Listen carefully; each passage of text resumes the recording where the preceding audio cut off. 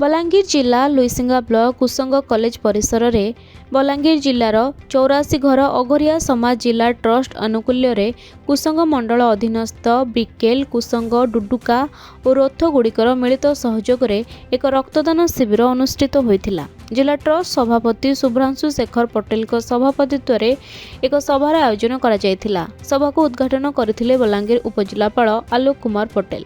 सम्मानित अतिथि भावे जोग देइथिले भीमभोई मेडिकल कॉलेज और हॉस्पिटल मुख्य चिकित्साधिकारी रमेश चंद्र साहू।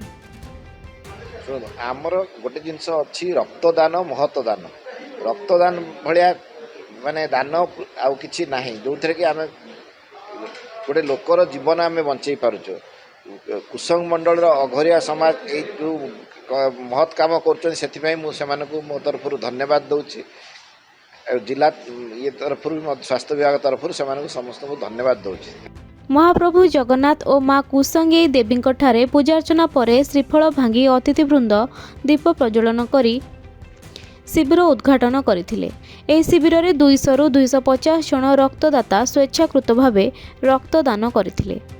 आज आमर समाज तरफ ब्लड डोनेशन कैंप आयोजन करा जायछि। आमे प्रति 3 मास रे थोरे ब्लड डोनेशन कैंप करूछु। समाज रे रक्त केंद्र अभाव नहीं हेबा, रक्त अभाव रो किए केंद्र मृत्यु मुखर नहीं पड़बे से आम करूँ। एटा आम छुटिया प्रयास जे रक्त अभाव रो लोक असुविधा नहीं पड़न आ रक्त अभाव रे लोक हैरान नहीं हो। एटा आम 3 नंबर ब्लड डोनेशन आगामी पुणी 3 मास आउ गोटे एरिया आमर हवा। एटा आम प्रयास समाज सेवा करवा आम प्रयास। बलांगीर गुप्तेश्वर सृष्टि रिपोर्ट खबर ओडिशा।